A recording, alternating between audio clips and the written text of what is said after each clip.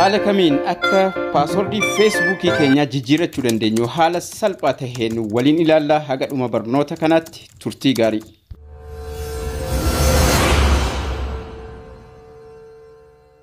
Paaswordii feesbuukii jijjiiruudhaaf aappiin feesbuukii bilbila keessan mararrayyuu ni jira. Facebook aappii Play Store keessaa buufattanii hundi keessan ni fayyadamtu. Feesbuukii kana irra tuqne irra seennaa yeroo irra seennu home page nuu fida. Home page kanarra sarara dalga ciciise sadantu jira kan gara profaayilii keenyaa nu geessu jechuudha.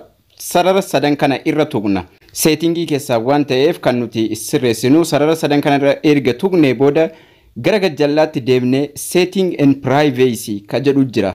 Dhuma irratti jechuudha community help jedhee setting and privacy ka jedhu kana irra tuqna. Yeroo irra tuqne waan adda addaa nu fida. Setting device request waan adda addaa nu jira. Setting ka qobaatti immoo amma setting jedhu sanarra tuqannee gara fuulduraa deemna. Yeroo gara fuulduraa settingii tuqannee deemnu password and security waan jedhu jira.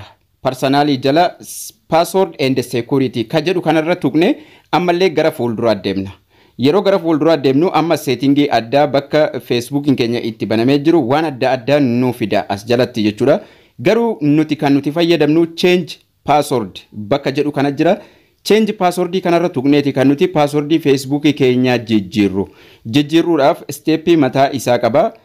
Walduraa duubaan wajjin ilaalla jechuudha. Video gabaabsee isinii hojjedhe current password bakka jedhu kana jalatti yeroo mara kan nuti barreessinu passwordii duraan fayyadamaa turre barreessina. Current passwordii irratti jechuudha. Passwordii duraan fayyadamaa turre sanduuqa jalqabaa irratti barreessina. New passwordii retype passwordii irratti garuu passwordii keenya haaraa kan amma itti fayyadamuu barbaanne kan duraan fayyadamnee hin beekne irratti barreeffannaa jechuudha. Sanduuqa lamman gajjallaa irratti kan nuti barreessinu passwordii wal fakkaatu bakka lachuu irrattu barreeffanna.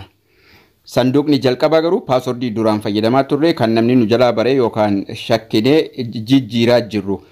Kanaafuu sanduuqni lamman kan mallattoo furaa qabu kun passwordii haaraadha wal fakkaata ka jalqabaa ka duraanii. Sanaan booda update password ka jedhu kun jira. Update passwordii kana tuqne jijjiiraa jechuudha passwordii keenya.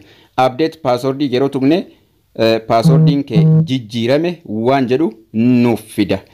Bakka kanatti logout of other device waan jedhu nuuf fida. Review others and stay login. Bakka duraan irratti banne irraa akka Facebookin cufee bilbiluma kana irratti qofa nu hambisuuf ka jalqabaa fayyadamna. Sanduuqa jalqabaa filannaa jechuudha. Habaasu bakka hundarraa jechuudha. Stay login garuu rakkina hin qabu. Stay login bakka yoo computer irratti banattanii jiraattan achumarra taha. Kanaafuu isa lammaffaa filattu yoo barbaadan jechuudha. Sanaan booda continue jira. Continue tuqne gara fuulduraa deemnaa jechuudha.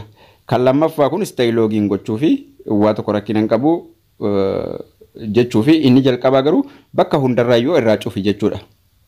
Kanaafuu continue yeroo jenne haala salphaa ta'een passwordin keenya jijjiiramee jira. Use password has been changed dhumate amma passwordin keenya jijjiiramee jira. Haala salphaa ta'een fayyadamuu dandeenya. Haala kanaan passwordii Facebookii keenya jijjiirrachuu dandeenyan isiniin jala. Barnoonni keenya kana fakkaata. Like, share gochuu hin dagatina haga barnoota ittaanu walitti deebinutti turtii gaarii nagayaan tura.